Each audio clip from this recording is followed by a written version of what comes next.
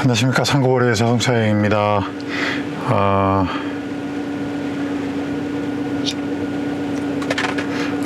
지금은 2024년 5월이고요. 오늘은 출장 가기 전날입니다. 짐 챙기고 짐이 많아가지고 미리 출장 가기 전날 보통 뭐 카메라라든지 가방 이런 것들은 가져다 놓거든요. 그걸 차에 가져다 놓고 내비 설정하고 그러면 이제 아침에 출발할 때 편해서 오늘 볼 차를 소개시켜 드리겠습니다. 보자, 어딨나. 네. 오늘 볼 차는 더 뉴 QM6 2.0 GDE RE 이륜구동입니다. 2021년 1월에 출고된 차량이고 주행거리는 6만 1000km, 판매 가격은 1850만 원입니다. 성능 점검상 뭐 특히 이력은 없고 사진으로 봤을 때도 뭐 특별한 이력은 없는 것 같습니다. 보호이력을 보면 1인 신조차고 뭐 특별한 건 없고 용도 이력 이런 거 없고요. 자동차 이력을 저 해볼게요. 보자. 서울 은평구에 사시는 분이 출고를 하셨고, 수리는 뒤쪽 범버 수리가 하나가 있네요. 헤이딜러를 통해서 올려두셨는데 사진을 봤을 때는 특별히 문제되는 부분은 없어 보입니다. 차는 전반적으로 깨끗해 보이거든요. 그럼 어떤 상태인지 저와 함께 내일 아침에 출발하도록 하겠습니다. 일단 저는 저녁을 보내고 내일 뵙도록 하겠습니다. 그나저나 내일 대전 날씨가 어떻게 되나. 여기가 실내 매장이긴 한데 대전 날씨 내일 오전은 비가 온다고 돼 있네요. 가는 동안에 조금 비를 맞고 갈 것 같긴 한데 아침에는 또 개는데 괜찮을 것 같네요. 그러면 저와 함께 대전으로 떠나보시겠습니다. 네, 좋은 아침입니다. 날이 밝았고 밤새 비가 내렸는데 다행히 아침에 비가 그쳤습니다. 집에서 커피 챙겨왔고요. 그리고 가을 출발 준비를 해야죠. 오늘 월요일인데 차가 조금 있을 것 같아요. 저기 북창원까지는.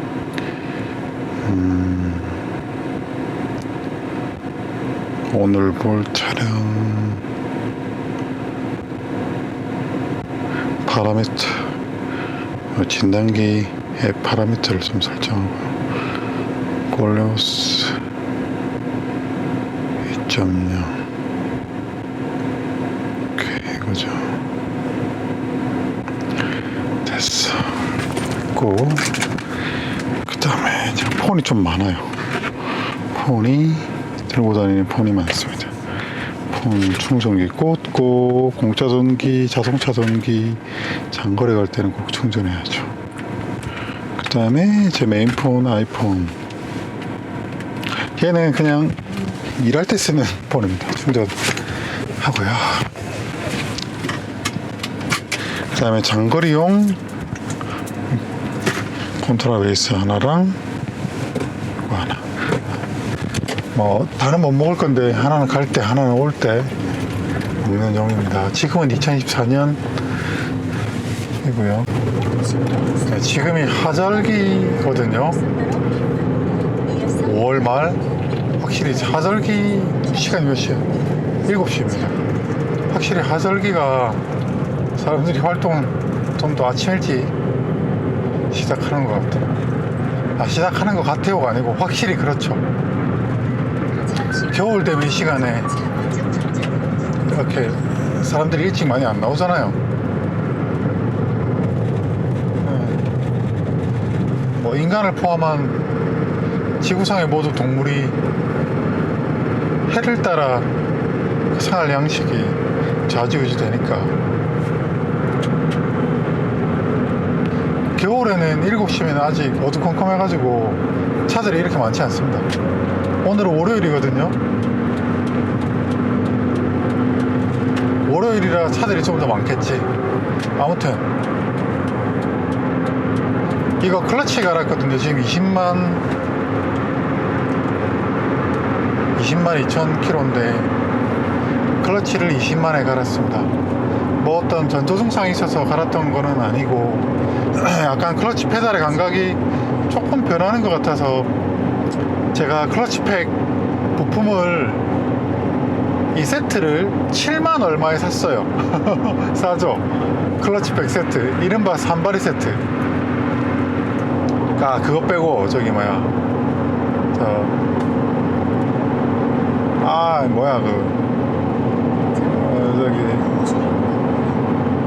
오퍼레이트 실린더, 오페라 실린더라고 하죠. 오퍼레이트 실린더 빼고 7만 얼마 쌀 때 부품을 사놨어요. 그 수동차가 혹시나 언제 그러니까 혹시나 클러치가 다 돼가지고 부품을 주문하면 부품이 있네 없네 할까봐 미리 주문했었거든요. 근데 뭐 결론적으로는 그렇게 안 하셔도 됩니다. 부품이 많아요.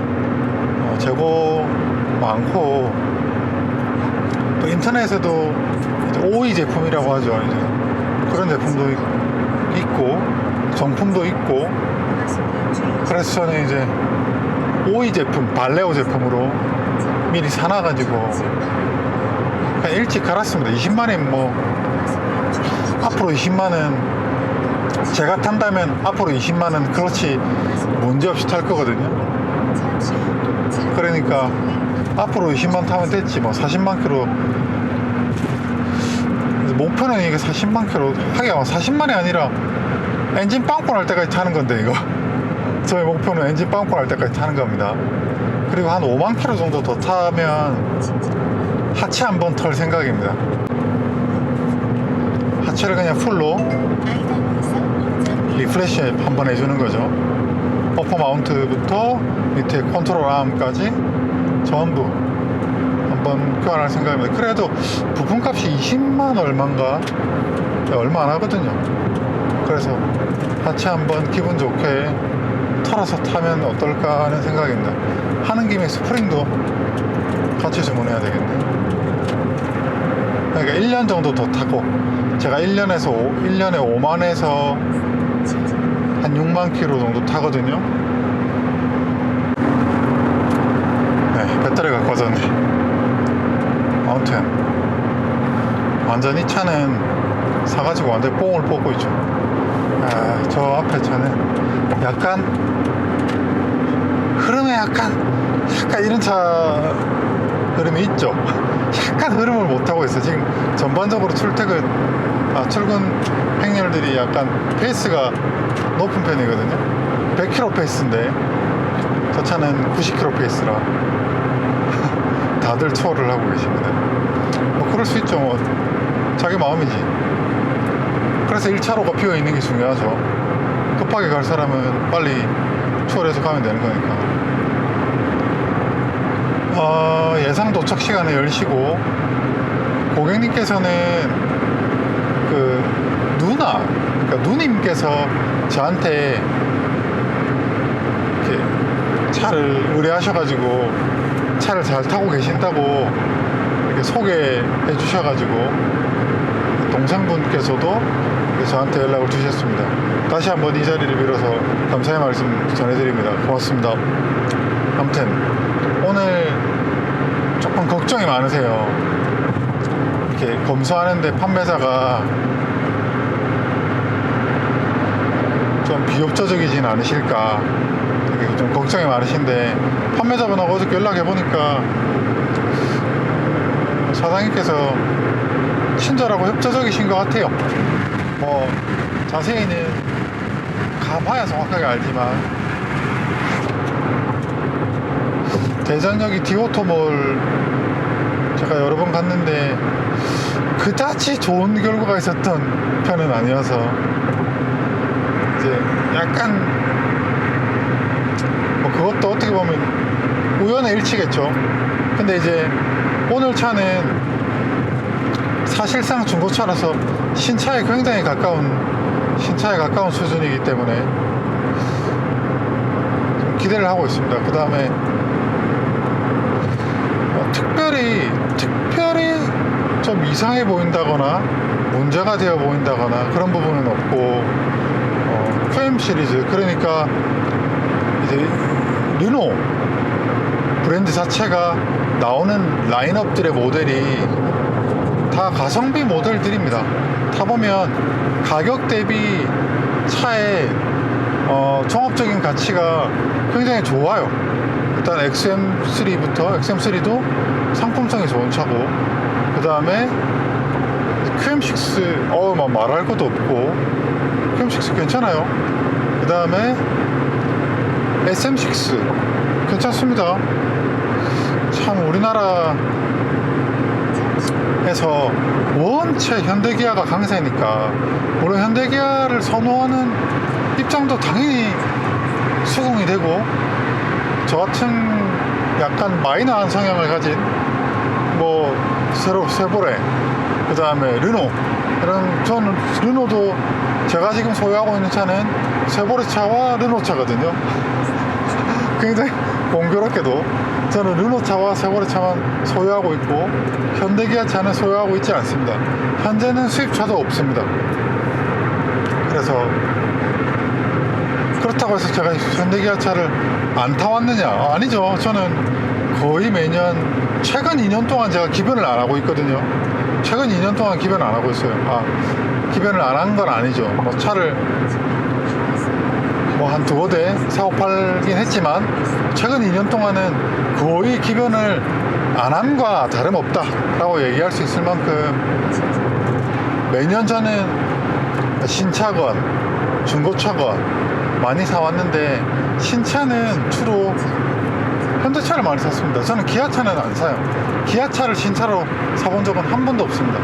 저는 그냥 현대기아 하면 그냥 현대차를 사는 그런 편입니다. 뭐 이유는 없습니다. 그냥입니다. 저희 자영이 현대 자동차에 근무를 해서 그런 이유도 있고요. 그 다음 저는 또 현대차를 선호하기 때문에 그 무난한 이 모델들을 좋아합니다. 기아차보다는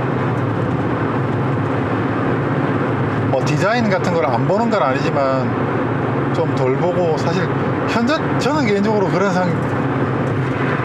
생각을 갖고 있어요. 아니 뭐 현대차 타면서 무슨 디자인이야, 그렇지 않습니까? 디자인이라고 하는 게 뭔가 남들과 다른 것을 표현할 때나 뭐랄까 좀 더 상대적인 거잖아요. 디자인이라고, 그러니까 모양새라고 하는 게, 생김새라고 하는 게 기본적으로 상대성을 가지고 있잖아요. 뭐 비율로 보면 아닌 비율도 있지만 그렇지 않습니까? 모양새라고 하는 거는 어떻게 보면 상대적인 개념이잖아요. 상대적으로 더 예쁘다, 멋있다, 뭐 절대적인 기준도 있겠지만 뭐 어차피 길바닥에 널리고 여기도 저기도 똑같은 차인데 현대차가 뭐 굳이 뭐 좀 못생기면 어떻고 좀 잘나면 어떻고 뭐 어차피 여기저기 다 굴러다니고 흔해 빠져 있는 차가 현대차인데, 저는 그렇게 생각하기 때문에 현대차는 그냥 속편하게 타고 싶을 때 타는 게 속편하다. 뭐 그렇지 않습니까?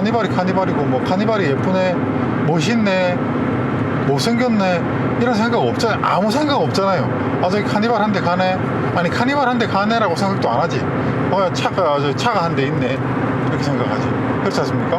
저희가 뭐 저 앞에 저 포터가 와 멋있네, 혹은 와 못생겼네, 포터 테일램프는 왜 저렇게 생겼지, 이런 생각 안 하잖아요. 그냥 포터네. 저기 뒤에 현대마크 HUNDAY 저거 현대아이, 저 현대마크가 예쁘네, 못생겼네, 고리타분하네 이런 생각 안 하지 않습니까? 그냥 저런 게 뭐 뒤에 써져 있는지조차 모를 정도로 우리는 아무 생각이 없지 않습니까? 그런 관심 없는 대상이라는 겁니다.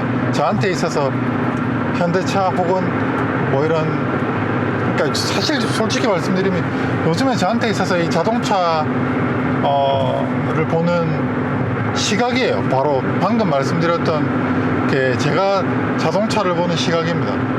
그냥 특별히 어떤 의미를 두고 있지 않습니다. 저는 그런 맥락에서 저한테는 이 스파크나 저기 앞에 가는 어딘가에 벤츠나 BMW, 아우디, 심지어 포르쉐 이런 차도 다 똑같은 차로 보입니다.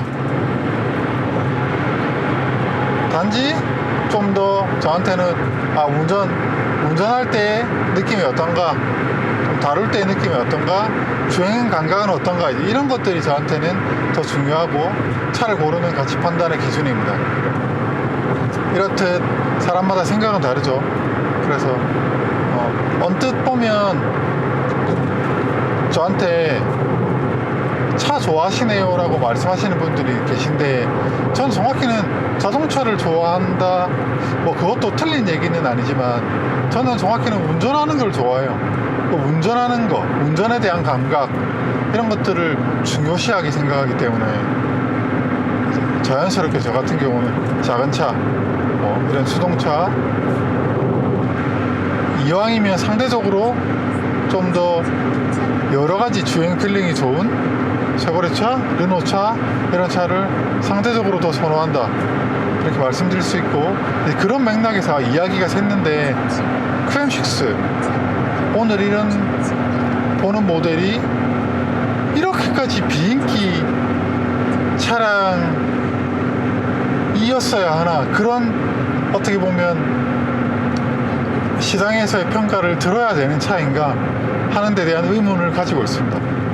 그만큼 저평가됐다고 생각을 하고 이런 거죠. 적어도 우리나라 시장에서는 동급 차량에 비해서 차가 작다, 이런 뭐 예를 들면 이런 평가, 그러니까 차가 더 클 필요가 있나 하는 게 저 같은 사람의 생각이고, 아마 정확히는 모르겠지만 그 유럽 시장에서 그런 것들도 있을 것 같아요. 그 유럽에서 QM6보다 더 크게 만들면 어떻게 보면 불필요한 좀 오버사이즈라고 생각하거든요. 유럽에 좀 차 댈 때 공간도 좁고, 그러고 기름값도 비싸고 또 차값도 비싸고 뭐 그렇지 않습니까? 그런 맥락에서 우리나라 혹은 중국 이런 동북아시아의 시장에서 일본을 제외하고, 일본은 특수한 그 갈라파고스 시장이니까 동북아시아를 제외하고 차가 왜 여기 위험하다니까요. 그래서 이게 터널 안에 급하게 붙이고 다니면 안 돼요. 뒤에서 땅 때린다니까요. 제가 진짜 영상에 이 터널에 들어올 때마다 말씀드리는데, 여기 구간 지날 때마다 여기 대형차들 사이로 2차로로 안 들어가는 이유가 있습니다. 무슨 말씀인지 이해가 되시죠? 이런 상황, 이렇게 따닥 똥침 놓고 막 붙어오는 차들이 있거든요. 특히나 저런 대형차인데 막 앞차 막 붙여오는 차들이 있어요. 이런 갑작스러워, 제가 항상 터널 들어올 때 혹시나 이런 상황이 생길까봐 항상 귀를 쫑긋 세우고 들어오거든요. 혹시나 급정거. 왜냐하면 여기는 하루가 멀다 하고 추돌 사고 생기는 곳이에요. 그래서 만약에 제가 대형차 사이에 끼어가지고 급정거 했다, 그럼 어떻게 되겠습니까? 이게 경차를 타고 다닌다, 저 앞에 아우디 A6를 타고 다닌다 해서 뭐 경차에서 위험하고 저 차에서 안전하겠습니까? 그냥 골로 가는 겁니다. 그냥 시온으로 가는 거예요. 시온으로, 진짜. 그래서 이게 뭐 우리나라 법률상 뭐 1차로 정속 주행을 하면 되니 안 되니, 당연히 안 되죠. 그렇지만 그것보다 상위의 개념이 스스로의 안전입니다. 벌금을 내더라도 혹은 단속을 당하더라도 저는 진짜 이 구간에서만큼은, 저 북창원 저 7원 JC까지 갈 때 지날 때 그 구간 있지 않습니까? 북창원까지 그 구간에서만큼은 제가 범칙금을 내는 한이 있더라도 절대로 2차로로 들어가지 않을 겁니다. 저는 당당하게, 부끄럽지만 당당하게 말씀드릴 수 있습니다. 진짜. 만약에 제가 단속을 당해서 1차로 지속주행 뭐 과태료 있습니다 라고 해도 경찰관분한테 말씀드릴 거예요. 이 구간은 워낙 제가 추돌차고 잦은 곳이라 2차로로 못 들어가겠습니다. 화물차 사이로. 진짜 너무 위험해요. 이게 방어운전이 다른 데 있는 게 아닌 것 같습니다.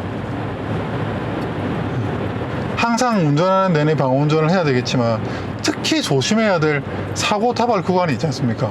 여기뿐 아니겠죠. 사고 다발 구간이 있어요. 조심해야 되는 곳, 항상 감속을 해야 되는 곳, 혹은 차간 거리를 유지해야 되는 곳, 혹은 차로 변경이나 진출입할 때 조심해야 되는 사고 다발 구간이 있잖아요. 그럴 때는 특히나 조심하자고요. 진짜 이럴 때 다니면서 똥침 넣고 막 여기서 그런 사람 많은데 어디까지 이야기했죠? 참 아무튼 진짜 위험합니다. 진짜 위험합니다. 사고 나는 것도 제가 여러 번 봤고 제가 직접 여기서 사고 나는 것도 많이 봤고 사고 나면 사망사고입니다. 여기는 진짜 위험해요. 그리고 사고 날 뻔한 적도 있고요. 저도 앞에 급정거 해가지고 이게 항상 이 구간에서는 조금 정말 방어운전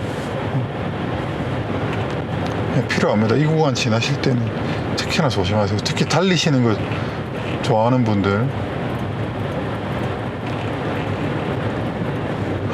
시간이 점점 늘어나네. 여기 지금 범버 잔해하고 막 여기도 지금 차 그 잔해거든요. 여기도 완전 작살났네. 화물차네. 그러니까 이게 사고가 진짜 다발구간이에요. 항상 저런 차량 잔해물들이 있어. 집 박아가지고 사망사고 안 나면 다행입니다. 여기는 이렇게 단순 접촉사고로 끝나면 정말 다행인 사고예요. 아무튼 차가 많네요. 아침부터. 아무튼 오늘 차량으로 다시 돌아와서 QM6가 이제 뭐 제가 정확하게 어떤 기업의 내부 사정을 모르겠지만 아마 추측한데 이제 한국 그러니까 르노 삼성 자동차 시절에 부산 공장에서 좀 주도적으로 차량을 개발했던 게 아닌가 싶습니다.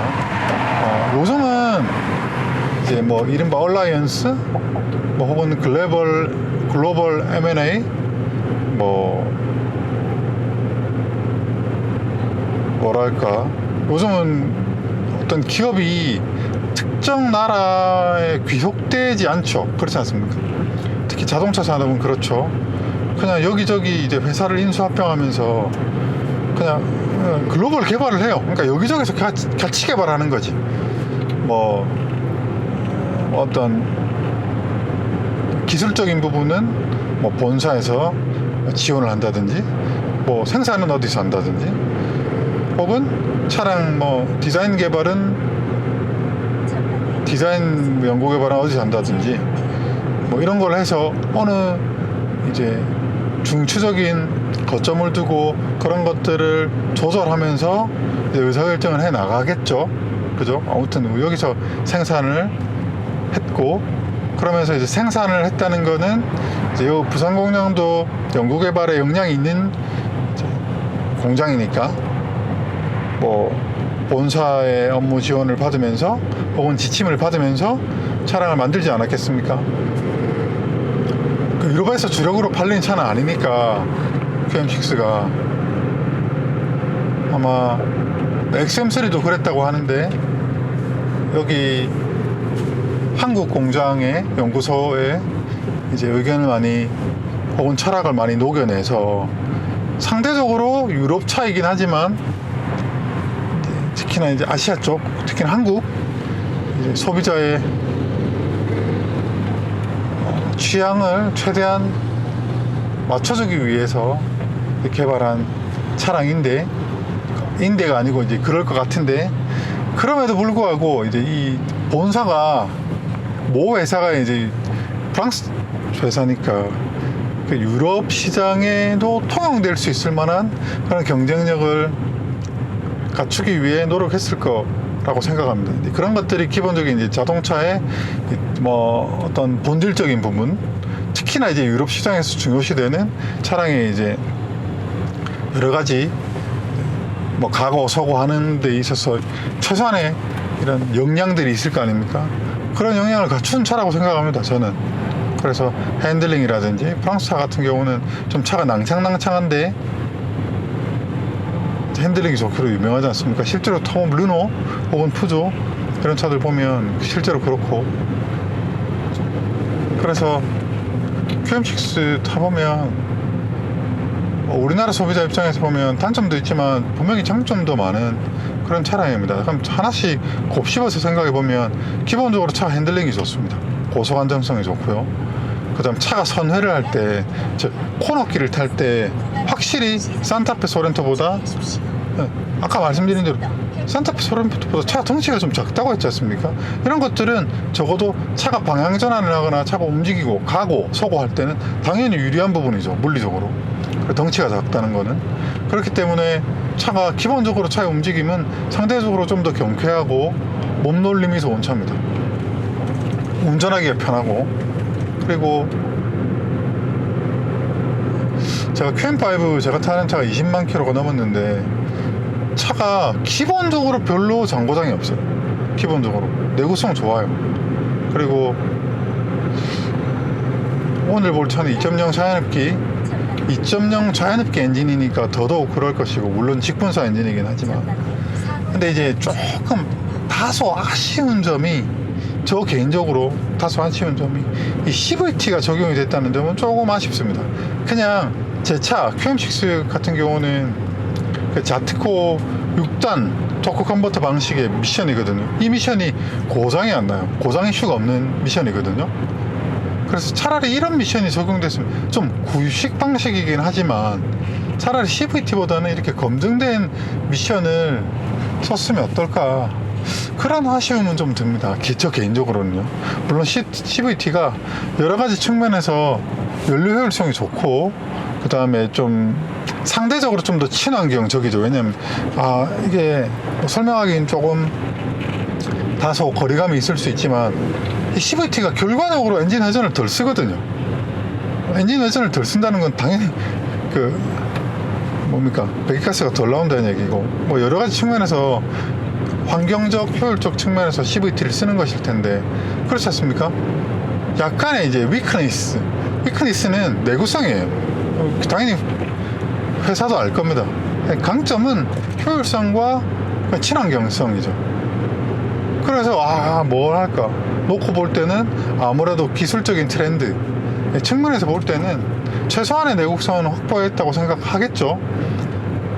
그러면 여러 가지 장점이 많은, 또 요즘 기술적 지향점이 친환경, 그 다음에 효율, 이런 부분이 있으니까, 지금 그런 시대니까 그냥 검증되어 있는 고장 안 나는 고리타분한 구형보다는 신형 기술을 고집하는 것 같아요. 다소 리스크나 위크니스가 있더라도 CVT 미션은 확실히 좀 약하긴 해요. 상대적으로 약하다는 의미는 좀 고장률이 토크 컨버터 방식보다는 고장률 혹은 빈도 케이스가 많습니다. 수리는 아마 CVT 수리비는 싸게는 150, 비싸게는 250만원 정도 사이에서 보통 수리 혹은 재생 미션 교체가 이루어집니다. 아무튼 그 점이 다소 아쉬운 점입니다.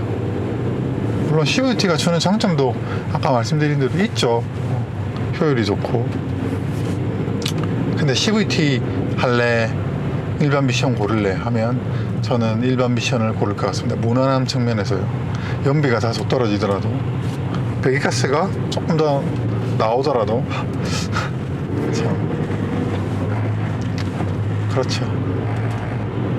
아마 이런 거를 개발하는 엔지니어 분들도 똑같은 결정하지 않으실까.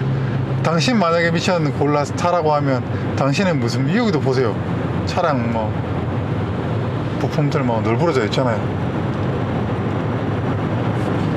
제가 연구원이라도 신형 기술의 장점은 있지만 저는 검증된 시스템을 사용할래요. 예를 들어서 엔진도 출력이 좀 더 고스펙 엔진을 쓸래? 대신 이거는 아직 좀 검증이 조금 더 필요하고 내구 이슈가 조금 있을 수 있어.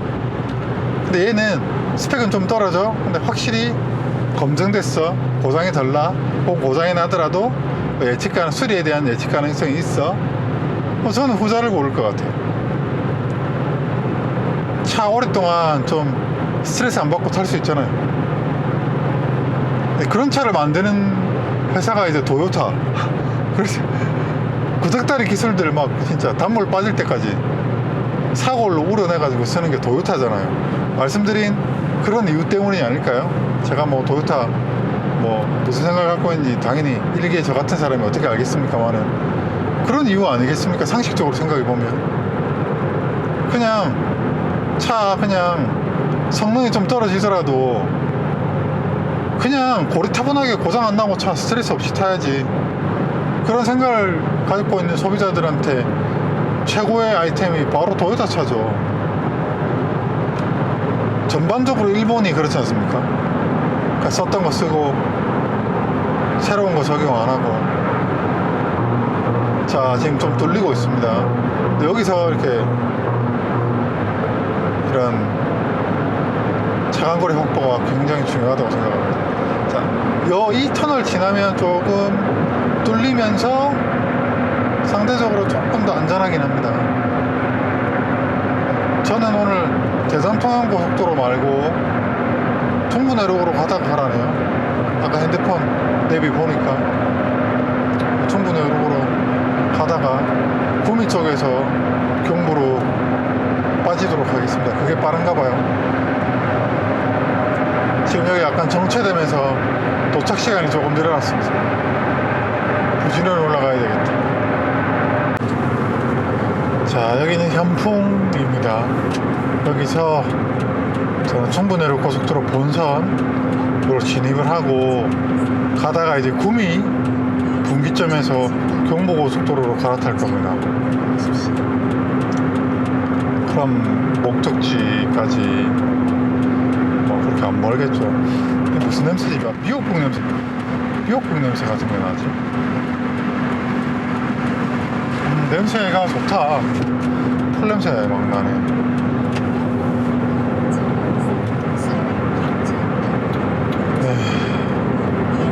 의외로 차가 많지는 않습니다.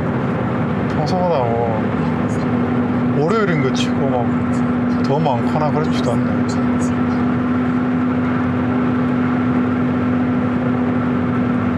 가다가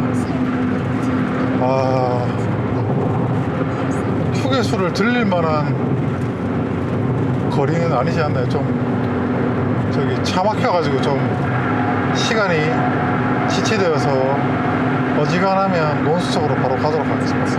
167km 남았네요.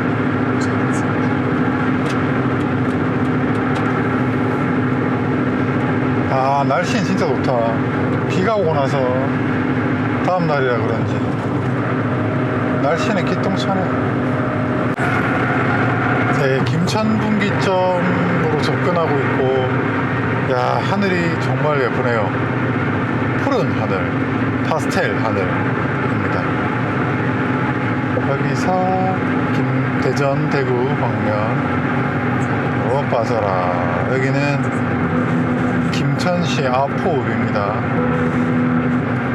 절반쯤 왔습니다. 지금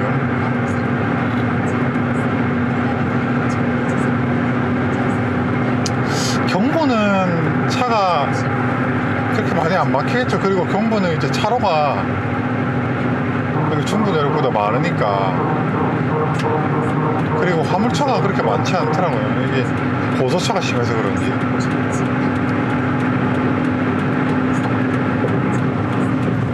한번 들어가 보지 뭐.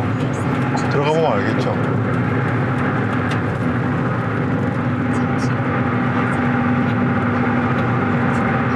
우측,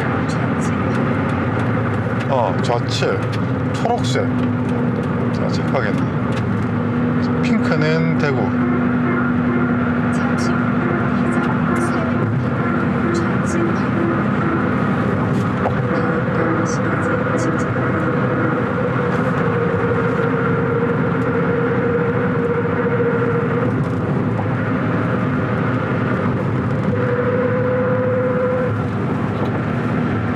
아직은 에어컨 안 틀고 갈만한데, 한낮이나 그 다음에 6월이 되면 에어컨을 필수로 틀어야 되겠죠. 지금 이제 월말이라 며칠 안 남았습니다. 곧 6월입니다.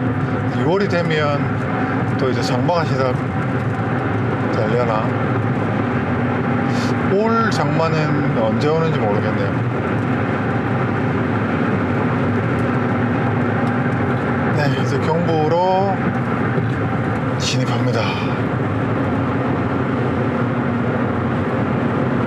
우리나라의 클래식 고속도로. 차들은 통행량은 많은데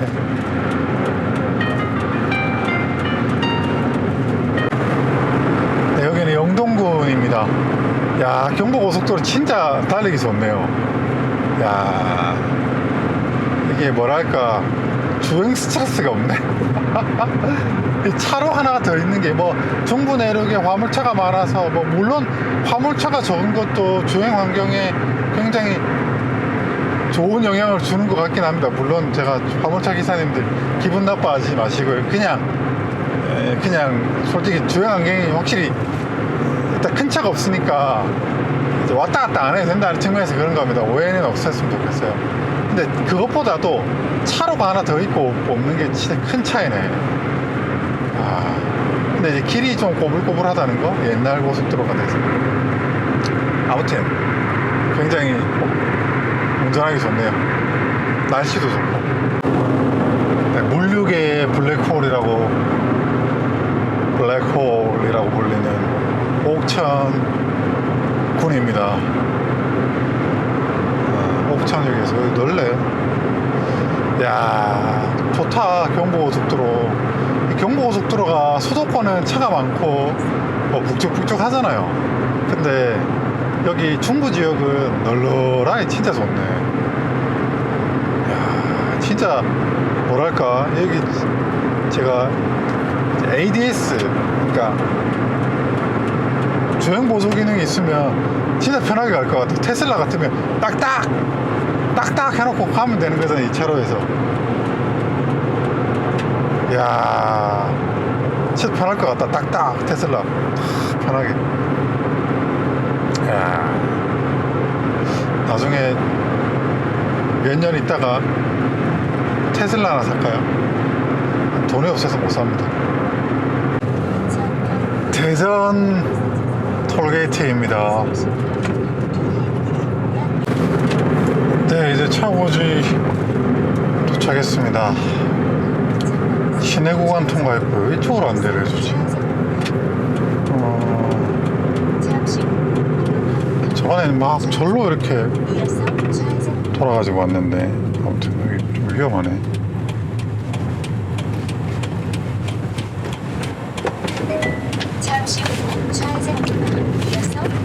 여기 주차장. 아, 저기 2층이 있었다. 주차 타워가 아니고 2층에 고객 주차장이 있었죠. 도착했습니다. 목적지 주변에 도착하였습니다. 안내를 종료합니다. 전방에 과속 방지턱입니다. 판매자분한테 전화를 드려보겠습니다.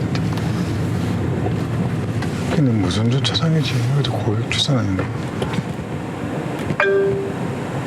여기 나와가지고 차 살펴보는 것도 좋은 방법이 될 것 같은데, 나중에 한번 물어봐야 되겠네요.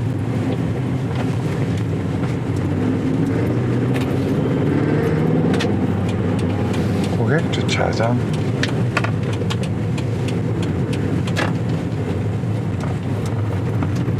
여기는 이슬만 하면 한 번씩 오는군요.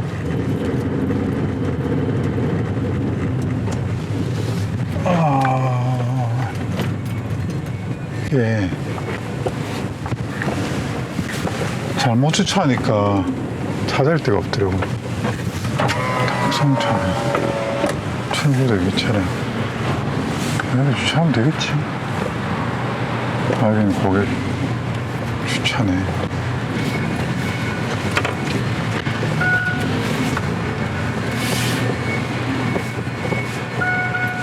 요즘엔 다 이런 게 유료 주차라서, 이게.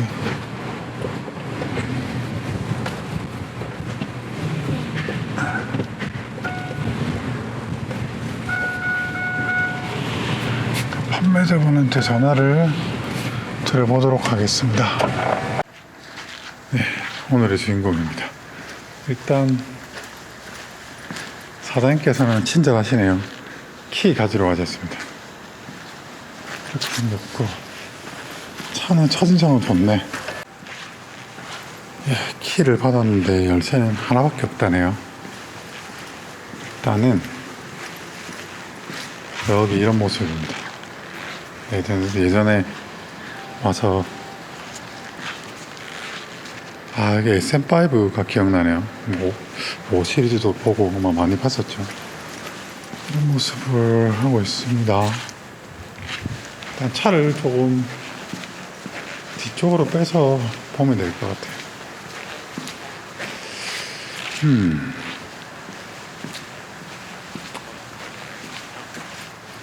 성능 점검에 판금이 어쩌고 저쩌고 적혀 있어가지고 조금 걱정했는데 다행히 철판엔 수리 흔적은 없는 것 같아요. 차를 빼서 조금 보고 말씀 이어가도록 하겠습니다. 네, 엔진룸부터 살펴보겠습니다. 일단 차는 무사고 차인데 보시다시피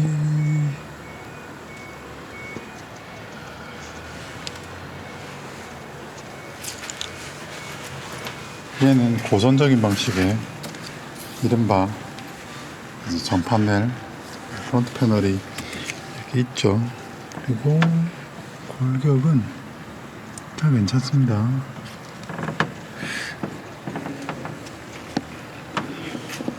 이런 거 봐도 안쪽 레일도 뜯어졌던 흔적이 있는 부분이 없고 사고 부분은 괜찮아요. 일단 냉각수는 당연히 슬러지 상태라는 것도 괜찮고 리저브 탱크의 양도 정상 범주에 있습니다. 여기 약간 먼지가 끼어 있는데 이 부분은 운행 환경을 어느 정도 엿볼 수 있고요. 저기 보면 저 플라웨이를 돌리는 스타트 모터가 보이는데 저 부분에 약간 먼지, 이른바 기름때가 살짝 보이는 것 같습니다. 배터리는 대략 수명이 65% 정도, 충전율은 83% 정도 충전이 되어 있습니다. 배터리 상태는 양호하고 사고는 없는 상태고 올캡이 얘는 역시나 안 열리네. 아까 제가 올캡 열라고 용을 썼는데 역시나 부실 것 같아갖고. 근데 이게 전용 공구 아마 정비 현업에서는 쓰는 공구가 있을 겁니다. 왜냐하면 쓰는 차들마다 족족 보는 차들마다 족족 이게 뻑뻑하거든요. 엔진오일은 지금 아예 시동도 안 켰거든요.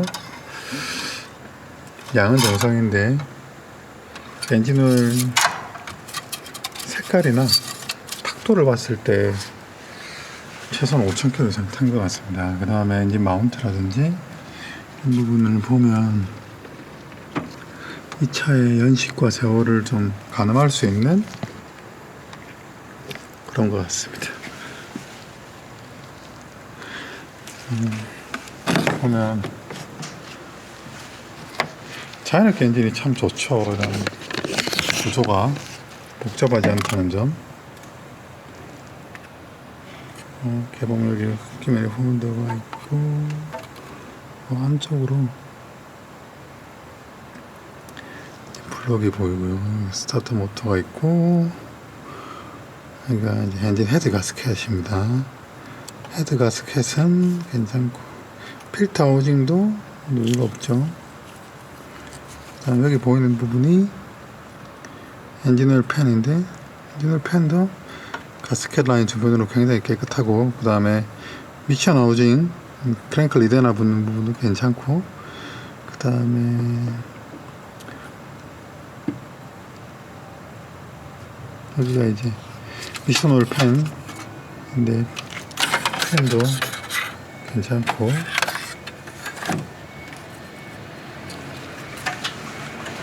프론트 케이스 쪽에 여기도 안 보이고요.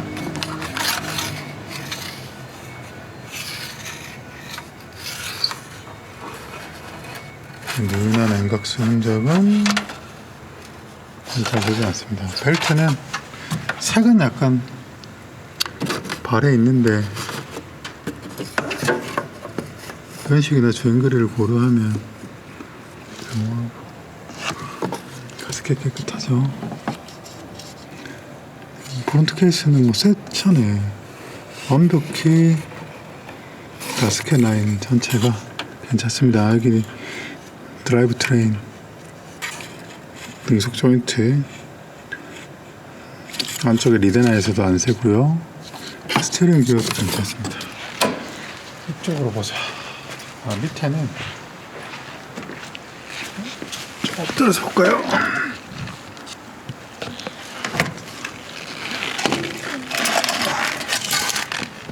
그냥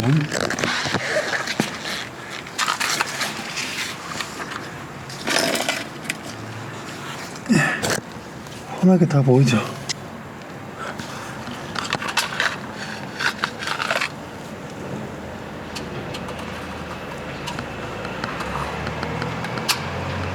정비성은 좋게 만들어놨어.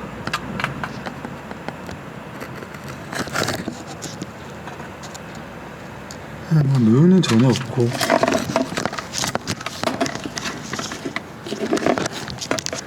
금속 조인트도 다 괜찮습니다. 네, 그래서 냉각수를 포함한 엔진오일, 그 다음에 누유, 그 다음 사고 흔적 이런 부분은 거의 완벽한 수준이네요. 다만 여기 좀 먼지를 봤을 때는 좀 먼지가 있는 주행 환경에 좀 노출이 됐었다. 이 정도는 추측할 수 있겠죠. 네.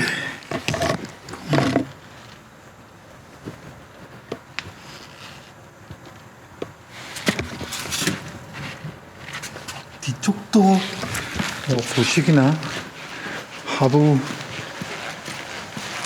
컨디션은 네, 그냥 연식 주행거리 평균 수준이 뭐 특이점이 없다고 말씀드릴 수 있겠습니다. 다행이네요. 그 다음에 직분사 엔진이라 그름은 확실히 어쩔 수 없죠. 요즘 가솔린 직분사 엔진도 이 정도 그름은 나옵니다.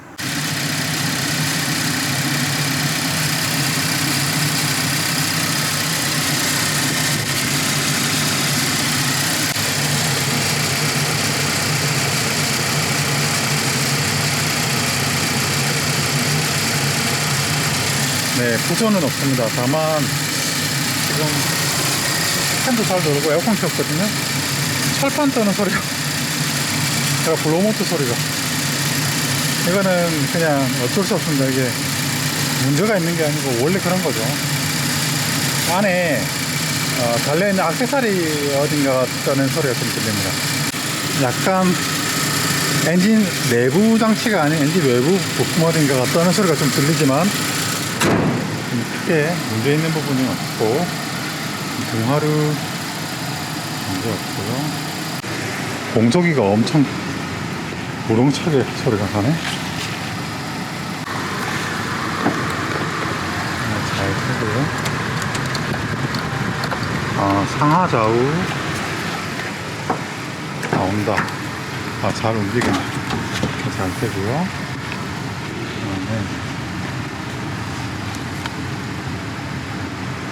네, 열선 2열도 잘 나오고 사이드미러 여기는 통풍을 틀어놨네. 스티어링 잘 나오고 여기는 다시 보겠습니다. 근데 에어컨은 시원하게 나오네. 이래야 됩니다. 이게 정상입니다. 히터 잘 나오고요. 열선도 잘 나옵니다. 공조기가 조금 작동이 불편하다 하시는 분 계신데 그냥 오토로 이렇게 22도 맞춰놓고 쓰는 게 업계 표준이죠. 오토 공조기 쓰시는 걸 추천드립니다. 열선 잘 되고요. 통풍도 약간 배열이 조금 다르긴 하지만 잘 되고, 요거는 아이나비 제품이 있고 잘 작동합니다. 하이패스 카드가 삽입되어 있지 네, 그리고 않습니다. 주행은 하이패스 차로를 이용하시면 61,000km입니다. 카드를 삽입하여 주십시오. 와이퍼 블레이드 잘 되고 등가루 잘 나오고요. 약간 사각거리는 소음이 살짝 들리긴 하지만 좀 괜찮습니다. 사이드입니다. 잘 올리고 조절 잘 되고요. 실내를 먼저 보게 되네요. 잘 되고, 통풍도 의외로 시원한데요.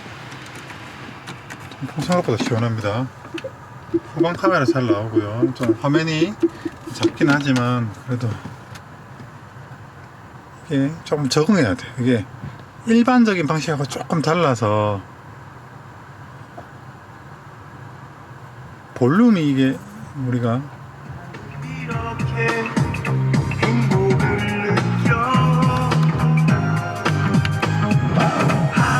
이건 저기 그거네, 크루즈는. 이게 여기 있습니다. 소스 잘 작동하고 전화 모드 오케이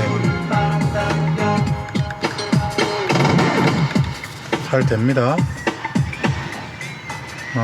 근데 직관적이지가 않아 조금 불편한데 이건 뭐 이것도 적응을 해야 될 문제죠. 확실히 가솔린이 돼서 그런지 진동이 적고요. 동력을 걸어도 진동이 타고 들어오지 않죠. 이 부분은 좋은 것 같습니다. 모두 잘 되고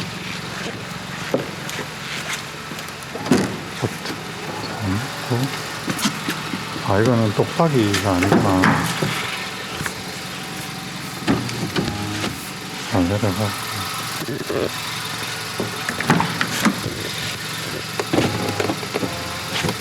기능 버튼들은 다 잘 작동합니다. 실내는 너무 막히네요. 찍힌 데 있고 전반적으로는 굉장히 깨끗해요. 확실히 먼지에 대한 노출은 좀 있네. 그죠? 이게 근데 우리가 중고차임을 감안해야 되기 때문에 그런 걸 감안하면 이 매트, 순정 매트가 굉장히 깨끗하네. 이 순정 매트를 사용을 안 했던 것 같은데 전차주분께서. 이건 크랜5나 비슷하네요.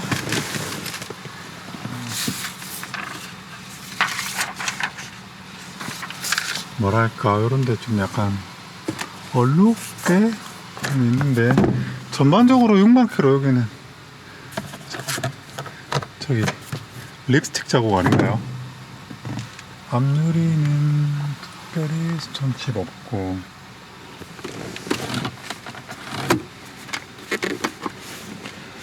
전반적으로 그 무난한 오염 정도입니다. 많이 오염됐다고 할 수는 없고 틴팅지 보면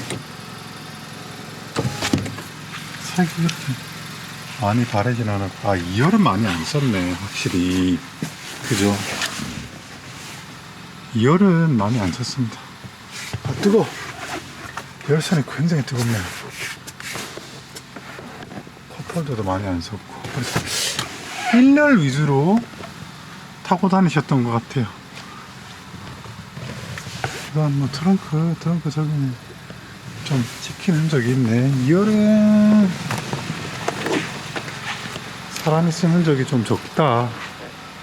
차가 뭐 이 정도 크면 됐지 뭐.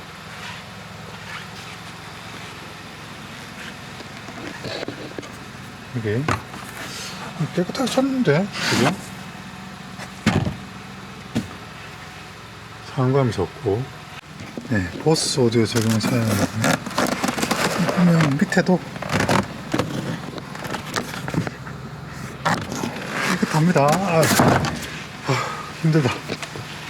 여기도 보면 내장재도 깨끗하고요. 네, 트렁크도 특이점이 없이 깨끗하게 썼다라고 말씀드릴 수 있겠습니다. 짐 많이 안 실은 것 같아요. 그 다음에 뒤쪽에 술이나 사고 온 적은 없고요. 전동 트렁크 사양이라서. 네, 진단기 확인해 보겠습니다. 뭐 괜찮겠죠. 이상 있을 만한 게 없으니까. 시간 오래 걸리네. 뭐야? 네, 이상 코드 없습니다. 네, 충전 잘 되고 공연비 잘 맞고 수온도 잘 유지하고 있습니다. 그 다음에 산소센서 전압 정상이고요. 네, 아무런 특이점이 없습니다. 네, 외관을 둘러보겠습니다. 사실 외관이 제일 뭐 별도 할 게 없는 차라서 이런 모습이고요.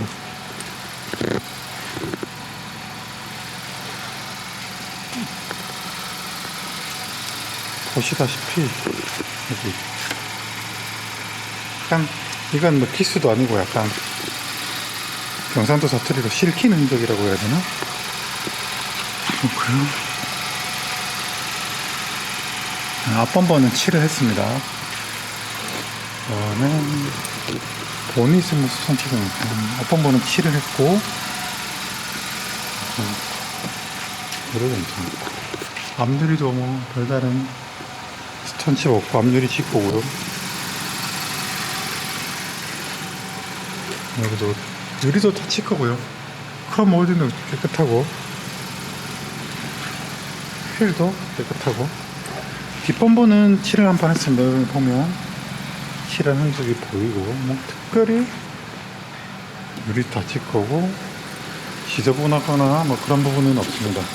타이어는 출고 타이어도 20년 넥센 출고 타이어고 똑바로 잘 살아있고, 그 다음에 브레이크 패드 같은 경우는 한 30% 내외 20% 내외 그 정도 남았습니다. 여기도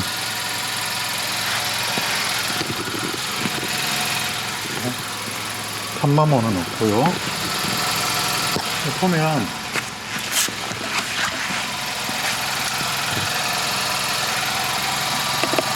패드는 한 5만 킬로 내외에서 교환한 것 같아요. 앞에 한 80% 넘게 남았습니다. 필도 깨끗하고요. 보면 철판도 네, 출고 상태 철판입니다. 맞습니다. 외판 수리 없고, 타이어 같은 경우는 앞뒤 모두 70% 이상 남았습니다. 탐만 없고 한번 타볼게요. 네, 좋은 점은 실내 이상한 냄새 안 나고요. 그 다음에 실내가 아주 정숙합니다. 가솔린차답게. 그 다음에 이런 감각들 사용감 많지 않고, 뭐 엔진룸 실내외 뭐 특이점 없었죠. 그 다음에 이게 CVT니까 리버스 기어 조작할 때 밸브 바디에서 올라오는 고스파 소리도 없고,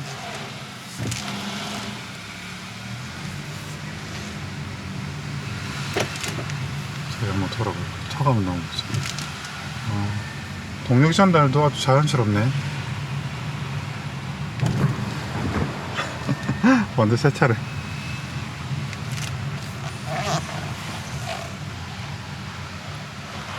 주행 느낌은 완전 새 차네요. 컨디션 좋은 CVT는 나쁘지 않은 것 같습니다. 이 CVT를 쓰는 데는 다 이유가 있겠죠.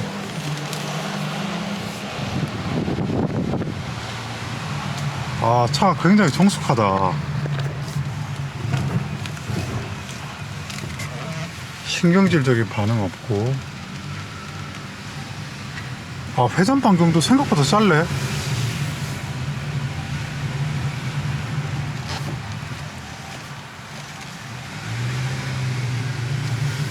차가 뭐 파워풀하거나 그렇진 않아요.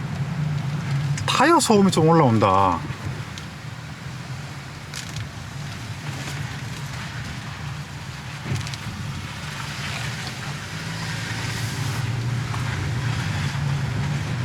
아, 타이어 소음이 좀 있네.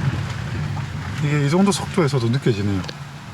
내려가시죠. 차는 약간 올라오는 타이어 소음 외에는 특이점이 없습니다. 지금 이게 시운전을 통해서 확인할 수 있는 부분은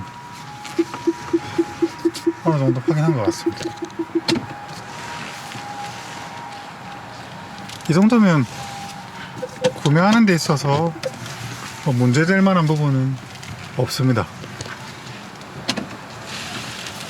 차 생각보다 괜찮은데?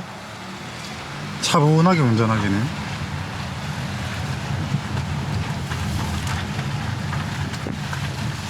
하체는 그 프랑스차 특유의 그 느낌이 있습니다. 단단하지도 너무 무리지도 않은 그 어떤 그 중간점 어딘가 있는 느낌. 오른쪽 타이어에서